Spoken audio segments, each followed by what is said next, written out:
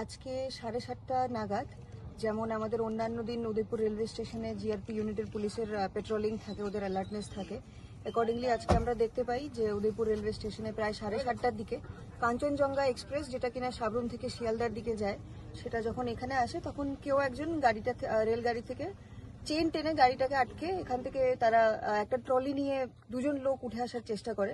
Accordingly GRP police তাদেরকে আটক করতে সক্ষম হয় এবং তাদের ফিজিক্যাল সার্চ করার পর আমরা দেখতে পাই যে ওদের কাছে একটা ট্রলি ছিল, যেটার মধ্যে সার্চ করার পর আমরা কন্ট্রাব্যান্ড আইটেমস ড্রাই গাঞ্জা পাওয়া যায়।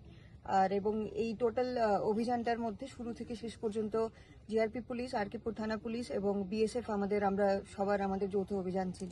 কত কেজি পেয়েছেন গাঁজা আপনারা? প্রায় 10 কেজির মতো। কি নাম তাদের, কি পেয়েছেন?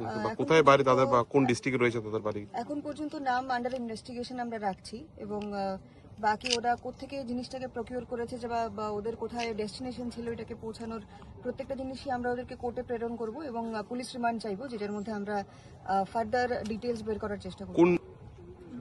সোনামুড়া সাব ডিভিশন সিপাহীজলা এখন পর্যন্ত প্রিলিমিনারি আটক করার পর আমরা এতটুকুনি জানতে পেরেছি।